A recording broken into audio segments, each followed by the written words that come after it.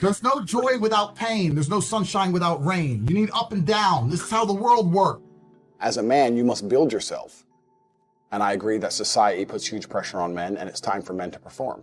As a man, you either perform or you don't. There's no safety net. The men who say, I can't feel like it, cannot compete with the men who do not say that. And it is player versus player. The man who goes to the gym every single day, regardless of how he feels, will always beat the man who goes to the gym when he feels like going to the gym. And it's player versus player. A good man controls himself. I have absolute self-control. Emotional control is absolutely and utterly important as a man. You need to understand as a man, there are certain principles under which you act, regardless of how you feel. Bam. I can wake up in a terrible mood. Nice. I can wake up sad. I can ache. I can have a busy day, stressed, etc.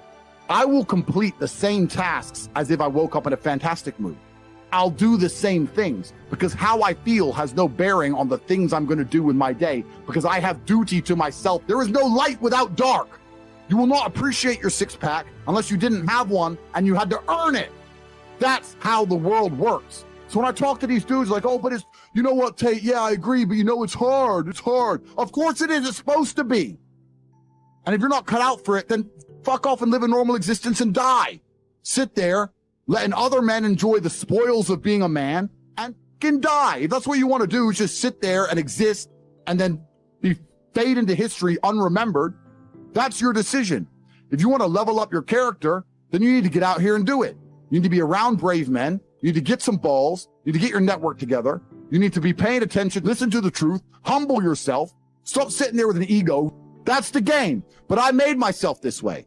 I wasn't born this way. I absolutely and utterly made myself this way. And any single one of you men out here can do the same thing.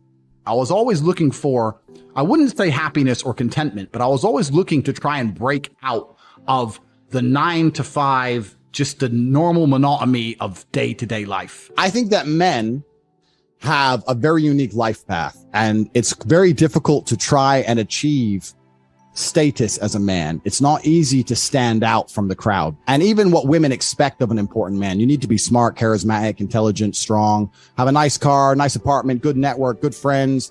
You need to be able to handle stress. You need to be competent. There's so many things you need to be able to do. It's difficult for a young man to even have all these things. You need to start leveling up your mentality, your spirituality. You need to level up your ability, physicality. There's so many different ways you can level up, like a video game character, right? Once you have all the unlimited money, you can then start ticking all the stack boxes. Knowledge. No. When guys say to me, okay, well, how do I make women respect me? Well, I say, well, how do you respect yourself?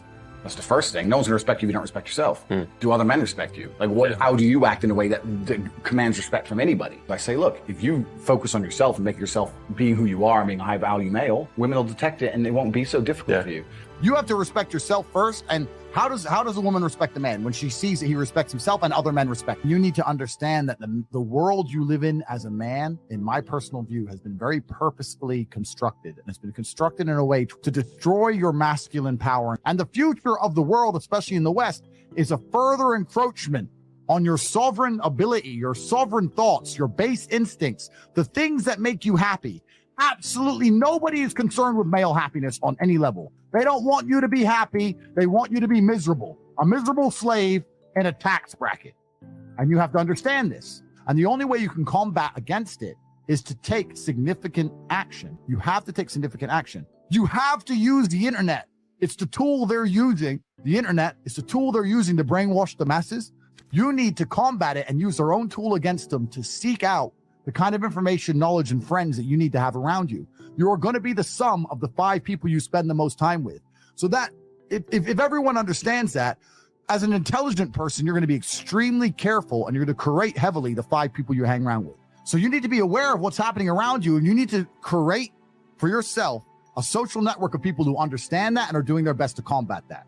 That is the most basic imperative of the masculine frame, which has been destroyed in real time. They are trying to convince you that you should act how you feel.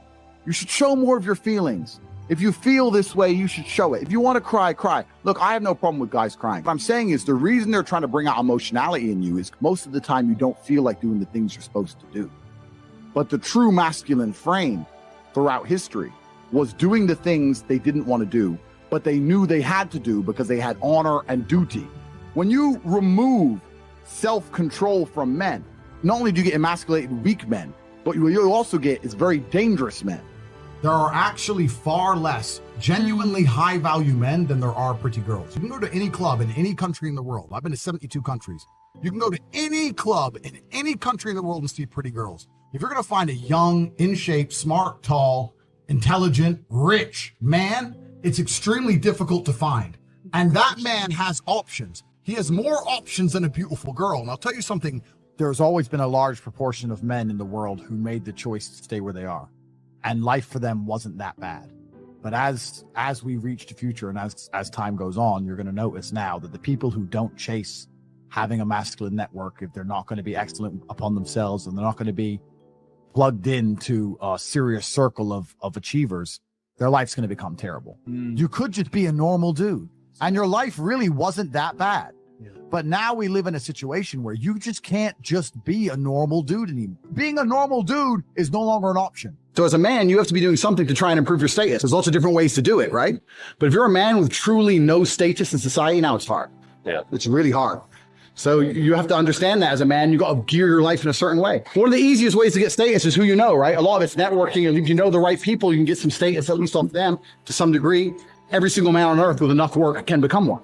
That's the counter side, right? So there is hope at the end of the tunnel, but you got to get up and do it. You know what I truly think a high value man is? Okay, it's a few things, right? So there's the obvious evolutionary triggers. The easiest way to be a high value man is a man who's capable of violence. If we look at it from a biological trigger, it doesn't matter if he's got muscles or he's big or he's tall, or whatever. Women understand from a biological perspective, they like a man who can fight. Yeah. It doesn't matter if your man had money, a Ferrari, everything, but if you knew for a fact, if any dude stepped to him, he'd get sparked, you wouldn't want it. Right? So that's the first thing. We're suffering from cowardice. We talk about all the problems in the world. It's easy to talk about them all. But you can narrow them all down to the exact same thing. Cowardice, masculine cowardice, all of it. All of this is masculine cowardice. That's all it is. And you're not going to be able to imitate being a G. You have to go out there and you have to suffer as a man. You got to go through trauma to be a G as a man. Too many dudes out here are trying to imitate. That's what all this is. You're talking about game. You're trying to be something you're not. The real game is to be the man. That's the game. As a man, you need to go through trauma. You need to go through difficult periods. You need to go through things which are extremely uncomfortable to become any kind of man of value. Every single woman on this panel, if you were to ask her to describe the kind of man she wants, she would describe a man who she thinks makes her feel safe, who is dominating, who is smart, who is charismatic, who is interesting, etc. You cannot be all of those things by accident. Any man who grows up with a very, very easy life, who never goes through anything, who's born with a silver spoon in his mouth, is the exact kind of punk which these women don't want to touch, right? Right. As a man, you need to suffer and you will survive, and you need to internalize it, not become a weirdo, accept that the trauma is what's going to make you strong enough to become the kind of man that's respected by society, and you need to use it for your own advantage. As a man, if you have not been through extremely difficult processes, you're never going to be a high value man. So when you ask me that question, the answer is an answer you're not hoping for, because likely you've been avoiding trauma your whole life. Life is difficult. Everyone has bad news all the time. Things happen to people, and things are going to happen to everyone. And even if you live the perfect life, you're still going to have bad experiences because everything's relative. When people talk about toxic masculinity and all this garbage and we need to make men more feminine, that's not going to make men, it's not going to make the world safer. Having a whole bunch of men who give into their emotions instantly is going to create more monsters. The reality of masculinity is controlling your emotions. This is the reality of being a man. The tenets of masculinity since the dawn of time have been, I was afraid, but I did it anyway. This is the tenets of masculinity. Courage. That's what courage is. I was afraid to storm the beaches of Normandy, but I did it anyway. I was afraid to stay on the Titanic, but I did it anyway. This is the whole tenets of masculinity. And now they're saying, oh, if you're afraid, just act afraid, be a pussy. I'm at a point now where I'm working for, it's pointless. Money's fruitless. I don't need it. But I can't not do it. I have to. I don't know why I am exactly the way I am, because I'm a very happy person, but I'm not content. Does that make sense? I'm very happy. I'm not miserable. I'm not depressed in any way. I'm super happy, but also I'm not content. There is no quick fix. There is no replication. There's no way you can falsify on a long enough timeline. So the answer is, if you want to be a man of distinction, you need to go and suffer. That's your answer. One of the only things in this world you can control is your state of mind. You can't control the weather. You can't control other people. You can't even control your health.